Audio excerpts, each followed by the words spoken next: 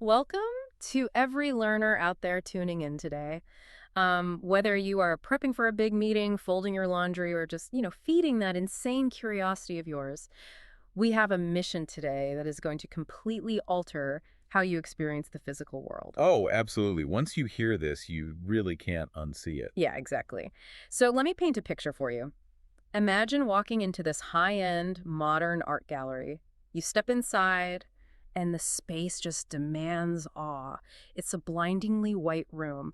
The concrete floors are perfectly polished, the walls are entirely bare, and the angles are just razor sharp. Right. If you took a photograph, it would look absolutely flawless. Flawless, pure, and utterly uncompromising. I mean, it is the pinnacle of architectural minimalism. Except you actually have to inhabit that room, and within 10 minutes of walking around, you find yourself whispering because the echo off those hard surfaces is actually kind of intimidating. Yeah, the acoustics are terrible for actual conversation. Right. And you start shifting your weight constantly because the floor is just punishingly dense, and there isn't a single place to sit down. You came in to be visually stimulated, but you leave feeling physically drained and honestly emotionally hollowed out. Which is such a common experience. You're describing the fundamental trap of designing exclusively for the eye, while completely disregarding the physical body and the nervous system. Right. And, we tolerate that kind of hostility in an art gallery because it's temporary. But the real crisis we are exploring today is that we have allowed this exact same visual-first philosophy to infect the places where we actually spend our lives. Which brings us to today's grounding material. We are unpacking this really fascinating 2026 architectural manifesto by Nadia Sahmi. It's titled How to Make Architecture an Instrument of Peace. It's a brilliant text.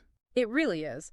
She examines what she calls our second and third houses, meaning our homes and our cities. And she argues they are secretly dictating our mental health. Her central premise is wonderfully counterintuitive.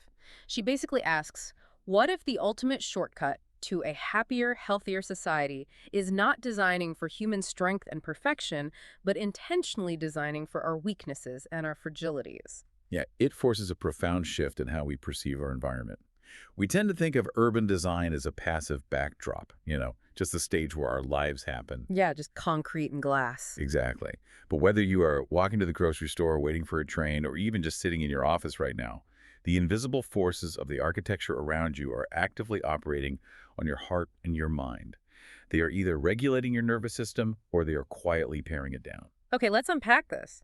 Because to figure out why modern cities feel so exhausting and alienating, we really have to diagnose the root disease. Sami traces this back to a deeply flawed baseline of human perfection. There is essentially a ghost-haunting modern architecture. A very specific ghost, actually. Yeah. It's known as the modular. Modular. Right. This was a foundational standard introduced by the pioneering architect Le Corbusier in the mid-20th century. He wanted a universal mathematical standard for human proportion so he could scale buildings perfectly. Makes sense in theory. In theory, sure. But the fatal flaw was his baseline model. The modular was based entirely on a fictional, flawlessly fit, highly athletic young man who stood exactly 1.80 meters tall. Which is roughly 5'11". Exactly. And almost a century later, that phantom still dictates the physical world. I mean, the standard heights of kitchen counters, the width of public hallways, the timing of the lights at a pedestrian crosswalk, they are all subconsciously calibrated for this non-existent, hyper-performing athlete. It's wild. Think of it like a global clothing brand deciding to manufacture only one size of t-shirt. They tailor it perfectly for an Olympic decathlete. Then, when a pregnant woman or an elderly man or just a deeply exhausted office worker puts that shirt on and feels restricted, the brand blames the customer for not having the right body. The city is essentially blaming us for not fitting its rigid dimensions. That is exactly what's happening. And Sami provides a brilliant counter-concept to this called the extraordinary inhabitant. She categorizes seniors, neuroatypical individuals, and people dealing with temporary or permanent disabilities under this umbrella. Which covers a lot of people. Right. But the vital takeaway is that if you zoom out and look at a complete human lifespan, every single one of us becomes the extraordinary inhabitant. Oh, wow. Yeah. We all experience injury, we all age, we all have to carry heavy groceries while exhausted. And the fatigue isn't just physical either. The manifesto makes this mind-bending claim about how we process space. It states that the human heart actually emits an electromagnetic field up to 5,000 times more powerful than the brain. Yeah, that statistic is staggering. So our primary interface with a room isn't visual, it's vibrational and emotional. We are feeling the volume of a space, the density of the materials, the temperature of the light, long before our cerebral cortex even analyzes the architecture. Yet architects are mostly trained to design for the 1% of reality that can be measured on a blueprint. What's fascinating here is the mechanics of that invisible 99%. Think of that electromagnetic field like a subtle sonar ping. Okay. Your heart and your nervous system are constantly sending out signals to gauge if an environment is safe, welcoming, or hostile. When a designer ignores that energetic reality to prioritize their own ego or, just to ensure the building looks good on a magazine cover, they strip away human empathy. Right. And this triggers the core conflict in Sahmi's work, the battle between dead beauty and philokalia. Philokalia is such a rich term. It translates from Greek roots to mean benevolent beauty. It describes a type of beauty deeply intertwined with goodness, care, and accommodation. It is beauty that actively takes care of you, which is the exact opposite of what she calls dead beauty. Yeah, dead beauty is the architecture of exclusion. It relies on total uniformity, uncompromising smoothness, and a minimalism that violently rejects the messy, pluralistic reality of actual human life. Living beauty, or philokalia, leans into sensory richness and warmth. And the manifesto's examples of dead beauty are genuinely infuriating because we encounter them constantly. Take the example of the door lock. Sahmi describes a building where the architect decided that keyholes disrupt the visual purity of a door. Ugh, yes. That story. Right, so their solution was to place the lock 40 centimeters from the floor, basically down by the baseboards. Just to preserve a completely arbitrary visual aesthetic, the human being returning home with a bag of groceries is forced to kneel on the ground just to enter their own house. It's absurd. Another classic example is hiding light switches. Designers will conceal the switches behind flush wooden panels across the room so the wall looks uninterrupted. Oh, I've stayed in hotels like that. It's the worst. It really is. Anyone who walks into that room at night has to blindly run their hands over the walls in the dark, fumbling and feeling anxious. It is an aesthetic decision that manufactures immediate physical vulnerability. And it scales up to cause massive psychological disruption. The text details this trendy workshop that was painted in these intense red-orange hues and constructed with highly reverberating, slick materials. It photographed beautifully for design blogs. Of course it did. But the human toll was disastrous. The teachers and students working inside were chronically agitated, prone to sudden anger, and deeply fatigued by noon. Because this space was effectively launching a sustained assault on their nervous systems. The visual intensity combined with the acoustic echo meant their brains could never drop into a resting state. But if we want to talk about the ultimate consequence of dead beauty, we have to look at the anecdote of the isolated grandmother. Man, that story broke my heart. She is an elderly woman who completely refuses to leave her house, not because she is physically incapable of walking, but because her local municipality decided to quote-unquote clean up the neighborhood. Yay. They removed all the public benches and closed the public toilets to make the streets look more streamlined and modern. And the functional result of that aesthetic choice is sheer terror for her. She is terrified of experiencing a moment of physical weakness, of perhaps wetting herself in public, or simply needing to catch her breath and having absolutely nowhere to sit down and recover her dignity. So her entire universe shrinks to the square footage of her living room, all because an urban planner prioritized a clean sidewalk over a vulnerable citizen. It's tragic. Well, let me stop you there and play devil's advocate for a moment. When we talk about these pristine, minimalist plazas and uncluttered spaces, isn't that uniformity supposed to be the ultimate cure for mental clutter? Like, we are constantly told to declutter our homes to calm our minds. Doesn't a completely smooth, featureless environment provide mental peace? It seems logical on the surface, sure. But the psychology of spatial navigation reveals the exact opposite. Pure uniformity actually strips away the sensory anchors that the human brain relies on to orient itself. Wait, really? Yeah. When you walk down a completely uniform street with identical glass facades, or you navigate a long hospital corridor with no distinct textures or colors, your brain's spatial mapping software goes into overdrive. So it's actively searching for a landmark that doesn't exist. Precisely. It desperately seeks friction to understand scale and distance. For neurotypical individuals, this lack of sensory feedback can be intensely jarring. But even for neurotypical people, it creates subconscious micro-tensions. Wow. You're carrying an invisible cognitive load, trying to process a sterile environment, hour after hour that drains your energy reserves, leaving you exhausted without really understanding why. Okay, so if that stripped down minimalism creates a cognitive vacuum that exhausts our nervous system, our brains must be starving for a very specific kind of input to calm back down. We don't just want random clutter. We crave organic complexity, and that connects directly to the text's emphasis on biophilia. Yes, biophilia is the innate, non-negotiable biological need to be connected to the living, natural world. We are talking about the sound of moving water, the feeling of circulating air, the presence of trees, and the sight of birds. Human beings cannot be severed from nature, regardless of how much concrete we pour around ourselves. The ultimate proof of that was the 2020 COVID lockdowns. Sami points out that when the world was forced inside, access to nature became a literal dividing line for mental health. Absolutely. People who lacked access to a patch of green space or even a simple balcony to feel the wind experienced drastically higher rates of depression and anxiety. Access to the natural world isn't a luxury amenity, it is a baseline determinant of psychological survival. And the visual language of the manifesto reinforces this beautifully. Scattered throughout the document are these sweeping circular ink illustrations. They look like Zen calligraphy depicting koi fish swimming, birds in flight, and families riding bicycles in curved paths. The message there is so clear. Nature fundamentally rejects the straight line. You will never find a perfect, rigid right angle in a forest. So it begs the question, why did we decide our cities should be endless, punishing grids of hard, unforgiving geometry? Well, the human hunger for organic connection constantly rebels against those grids. Sami shares these profound micro-stories of people reaching out for life.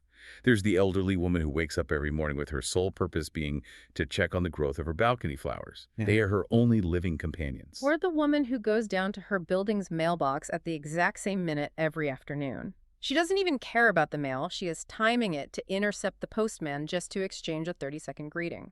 It is a desperate grasp for community in a built environment that isolates her. Which is exactly why the manifesto places so much weight on redesigning the first 30 meters. Here's where it gets really interesting. When she says the first 30 meters, I assume she means the literal journey from my bed out to the street. Close. It refers to the immediate communal threshold just outside your private front door. Yeah. The apartment hallway, the building lobby, the path leading to the communal trash bins or the mailboxes. Oh, I see. Yeah. Okay. In most modern buildings, those first 30 meters are designed as sterile, echoing transit zones. You're meant to walk through them as quickly as possible, avoiding eye contact. But if you intentionally redesign those zones with warm lighting, varied textures, a bench, or indoor plants, you disrupt that hurried transit. You create a space where neighbors naturally pause. You transform an isolating corridor into an engine for casual socialization. Exactly. You engineer moments of connection. I can see how that works on a beautiful 70-degree spring day. But I have to push back on the logistics of this biophilic utopia. How are we supposed to maintain this connection to nature and to our neighbors when the weather turns hostile? When it's pouring freezing rain or it's deep winter, people are naturally going to retreat behind their individual locked doors. That's a fair point. And Sami looks to the Nordic countries for a brilliant countermeasure to terrible weather. They have pioneered the concept of building fully enclosed glass living rooms placed directly in the middle of public parks. A communal living room in the snow. Yeah, it solves the exact problem you mentioned. These pavilions protect you entirely from the bitter cold and the rain. But because the walls are entirely transparent, you are still bathed in whatever natural light is available. You can sit in a warm chair, watch the snow fall on the trees, and drink coffee with your neighbors. That sounds amazing. It is a physical acknowledgement that human beings don't stop needing community and nature just because the seasons change. So we've diagnosed the failure of the modular's rigid perfection. We've explored the necessity of benevolent beauty and the biological mandate of biophilia. The real challenge is translating these philosophies into concrete and steel. The manifesto doesn't just leave us with theory. It outlines practical utopias through a concept called pluriversal design. The distinction between universal and pluriversal design is really the crux of solving urban friction. Universal design is a noble but flawed ambition. It is the quest to find one single master architectural solution that perfectly accommodates every single person. Which is impossible. It is mathematically impossible. Pluriversal design, on the other hand, means designing for plurality. It means offering choices, recognizing that a teenager's spatial needs are vastly different from a senior citizen's needs, and honoring both simultaneously. So, what does this all mean in practice? I think of a pluriversal city like hosting a really thoughtful dinner party. If you invite 10 diverse people to your home, you do not force them all to eat one identical casserole. You set up a buffet. You ensure the vegan, the carnivore, and the gluten-free guest all have specific, high-quality options. They don't have to eat the same thing to feel equally welcomed and considered by the host. That analogy perfectly captures the mechanism. When an architect fails to provide that buffet, the built environment actually pits vulnerable groups against one another. The manifesto highlights a deeply instructive failure from Dijon, France, about 30 years ago. What happened there? Well, the city was rolling out neighborhood accessibility features like curb cuts and ramps. To fund it, they implemented a tiny rent increase for the residents, roughly 5 francs. Okay, sounds small. Right. But a single mother stood up at the town hall meeting and laid bare the reality of her life. She explained that her budget was so incredibly tight that by the end of the month, she was surviving by feeding her children nothing but milk and biscuits for 5 days straight. She looked at the planners and said, "What you are doing for them is good, but what about me?" Wow, that is powerful. If we connect this to the bigger picture, the architect realized a brutal truth. It's everyone or no one. You cannot build a compassionate society by taxing the working poor to fund the disabled. True pluriversal design demands that we elevate the baseline of living for every vulnerable group without creating collateral damage. The ultimate success story for this approach is the Saragosse Quarter in Pau. They initiated a massive neighborhood rehabilitation project that proves how designing for fragility actively eliminates social conflict. For instance, the neighborhood had a chronic issue with local teenagers hanging out in the public squares. They were slouching, standing on the seating meant for the elderly, being loud, and causing massive tension with the older residents. And the standard urban response to that scenario is hostile architecture. A city will usually bolt metal spikes onto the benches, blast high-frequency noises, and call the police to scatter the youth. Right. But instead of punishing the teenagers, the planners actually analyzed the mechanics of the friction. They realized teenagers aren't standing on the benches out of pure malice. Their nervous systems and growing bodies have a developmental need to slouch, sprawl, and gather in large, loud groups. The traditional park bench physically rejects them. Yes. So the architects built custom, low-to-the-ground, sprawling furniture specifically for the teens and placed it in what they called 300-meter bubbles. The distance is key there. By moving them 300 meters away, they provided acoustic distance. The teenagers could be as loud as they wanted without their noise triggering the startle responses of the elderly residents. Simultaneously, they built high-quality, ergonomically supportive chairs designed so someone with bad knees could easily stand up from them, and placed those in 30-meter bubbles, very close to the seniors' front doors. By simply providing 2 different types of furniture at 2 different acoustic distances, the generational conflict completely evaporated. It's brilliant. And they applied that same pluriversal logic to the neighborhood's grilling culture. People were setting up rogue, highly dangerous makeshift barbecues on balconies and sidewalks, infuriating their neighbors with the smoke and fire hazards. Which is terrifying. Banning the behavior would have just driven it underground. Instead, the city constructed permanent, fire-safe, beautifully designed communal BBQs in designated gathering spaces. When you accommodate the human desire safely, the friction vanishes. The section of the text called the Exploratory Notebooks takes this pluriversal thinking and applies it to the future of aging, and the proposals are breathtaking. I mean, we currently have a habit of warehousing our seniors in isolated care facilities on the outskirts of town. Sahmi proposes taking the massive empty floors of the office towers in La Défense, the towering business district in Paris, and converting them into senior living. The demographic synergy is brilliant. Think about the infrastructure of a major corporate tower. You have wide, accessible corridors, massive banks of elevators, industrial cafeterias, and gymnasiums. Yeah, everything is already built for scale. Exactly. By moving seniors into these spaces, you surround them with the vibrant, buzzing daytime energy of the working world.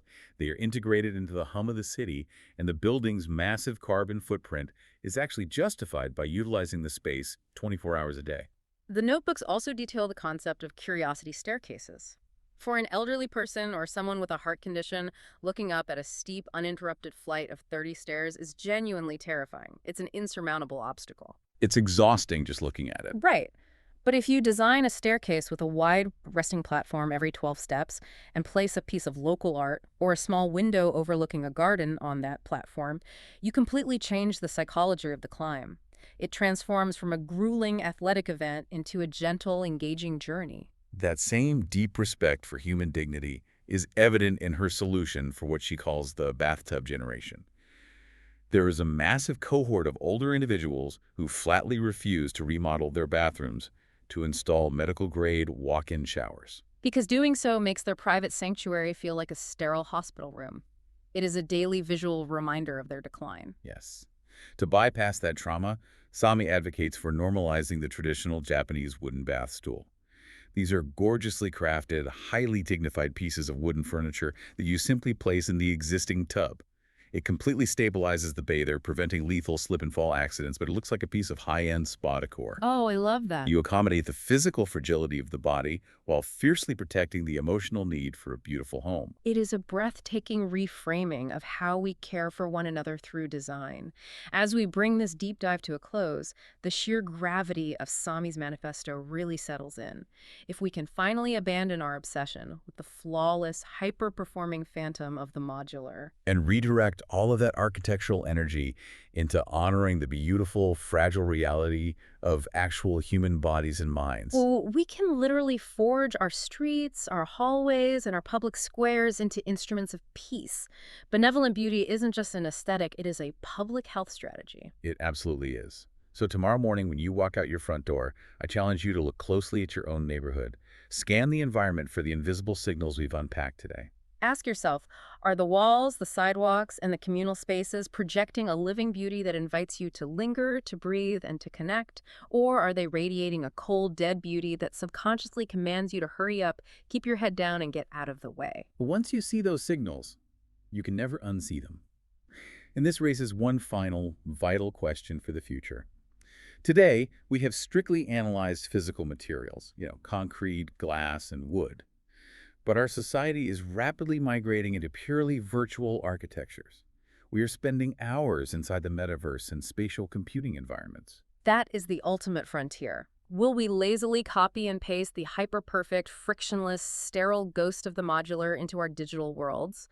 Will we construct virtual spaces that are visually flawless but psychologically exhausting? Or will we have the foresight to intentionally program fragility, slowness, and benevolent beauty into the code of our virtual reality? If our nervous systems are going to survive the next evolution of the internet, we must demand that our digital architects learn the lessons of the physical world. Because whether the walls surrounding you are made of poured concrete or rendered pixels, absolutely no one wants to be trapped inside a photograph. We'll catch you on the next deep dive.